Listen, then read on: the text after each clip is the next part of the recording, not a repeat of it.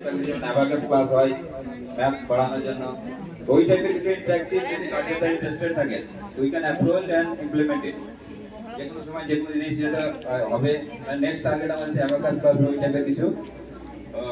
creative জিনিস যে কোনো ক্রিয়েটিভ জিনিস আমাদের বাচ্চাদের অ্যাকচুয়ালি এনগেজ করতে হবে লোয়ার লেভেলে আমরা বেশি রেস্ট্রিকশন রাখবো না সেটা চেষ্টা করব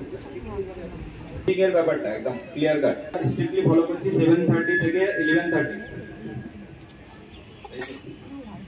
তো এই যে 4 ঘন্টার পরে আমি একটা ফেজ মানে বাচ্চাদেরই 3টে থেকে 5টা ওই টাইমটা কি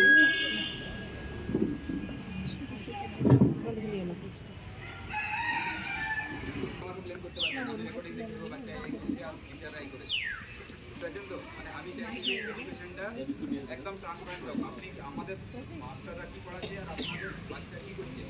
তার মধ্যে একটা সামঞ্জস্য এই করার জন্য আমি একটা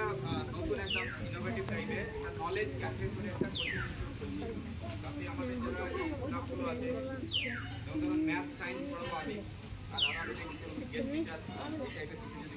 অ্যাক্টিভ থাকেন আপনারা যেমন ইংলিশে আমাদের কারিমা ম্যাম আছে বাংলাতে আপনাদের ভাস্কর স্যার আছে আরো নতুন স্যারের ম্যাডামগুলো আছে যারা কভার করতে পারবে এমপি এই স্কুল থেকে যাওয়ার পরে আমরা ধরেন কি চাইছি দুটো এডুকেশনের দুটো ধাপ একটা হচ্ছে যেমন বেস এডুকেশন সেটা বলছে ফ্রি এডুকেশন ঠিক আছে যেমন আমরা এটা বলছি আলাদা এডুকেশন স্ট্যান্ডার্ড কিছু করে না এরপরে একটা এডুকেশন থাকে যেটা বলে ফ্রি এডুকেশন আমি এখানে আরেকটা মানে এরই আন্ডারে আরেকটা স্কুল করছি সেটার নাম হচ্ছে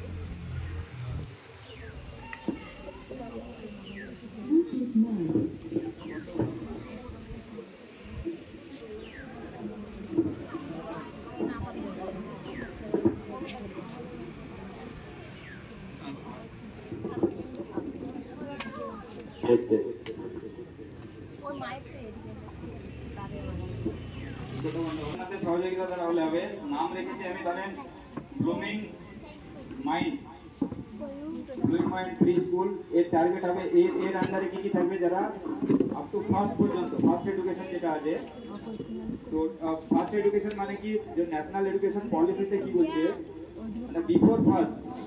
টোটাল আপনাদের 4টে ক্লাস হওয়া উচিত ফার্স্ট হচ্ছে যে যেটা আমরা বলি না প্লে স্কুল তো নাম হচ্ছে মানে যদি এডুকেশনের এতে দেখেন তো এটাকে বলছে কি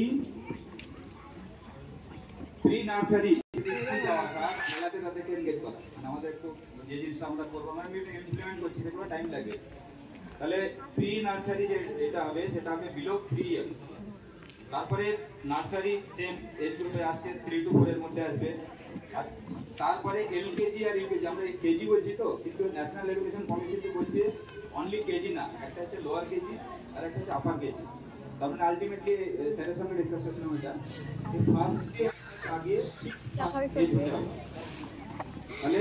5 বছরের পুরো এডুকেশন পাস করে যখন ফার্স্ট যায় তাহলে এটা বেসটা খুব ভালো হবে তো সেই টাইপটা আমরা ইমপ্লিমেন্ট করার চেষ্টা করছি মানে ক্লাসটা স্ট্রাকচার অমনি হবে প্রথমে হবে আপনার pre nursery nursery LKG and UKG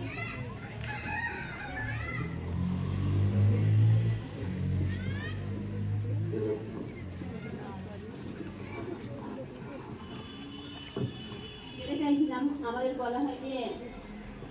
বয়স যেটা যে আমি কোন ক্লাসে ভর্তি করবো কোন ক্লাসে ভর্তি করবো এই জিনিসটা একটা দেখা চলে যাবে আমাদের তো আমাদের যে বয়সটা বলা হয়েছে নার্সারির ক্ষেত্রে 4 থেকে 5 এলকেজির ক্ষেত্রে 5 থেকে 6 ইউকেজির ক্ষেত্রে 6 থেকে 7 এবং ফার্স্ট যেটা ক্লাস 1 বলছি সেখানে 7 থেকে বাকি যে এটা থাকে 6 ক্লাস 6-7 এরকম ভর্তি করা হচ্ছে তো সেই জিনিসটা খেয়াল করবেন আরো কিছু থাকে যে আমাদের ছেলেরা পাচ্ছে না প্রাইমারি স্কুলে হচ্ছে না তাই জন্য কিছুটা নিচু ক্লাসে করি বা কিছু করি তো সেই জিনিসটা গার্জেনদের উপর ডিপেন্ডেবল থাকে আর একটা হচ্ছে আমাদের যে ইউনাইট স্কুল এটা কিন্তু অ্যাক্টিভ আছে তো আপনাদের একটা ভাবনা থাকে যে এখানে পড়াচ্ছি প্রাইভেট স্কুল এর তো সার্টিফিকেটই দাম নেই কিন্তু আমাদের যে ডাই স্কুলটা আছে সেটা কিন্তু বাংলা শিক্ষা বোর্ডে যেমন প্রাইমারি সেকশনে আছে সেটা এখানেও আছে এবার আপনারা কি থাকে যে আমাদের প্রাইমারি স্কুলের সুবিধা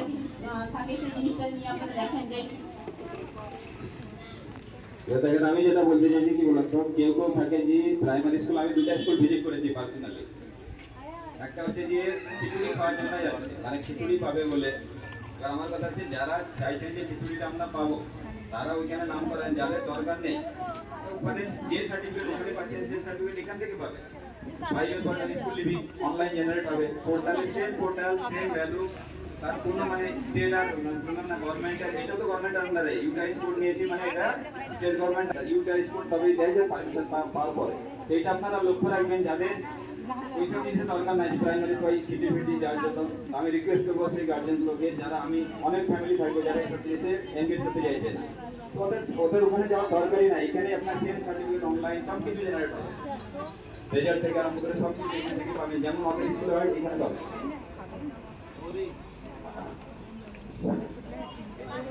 আরেকটা হচ্ছে যে আমাদের গার্জেন মিটিং যেটা থাকে মানে স্কুল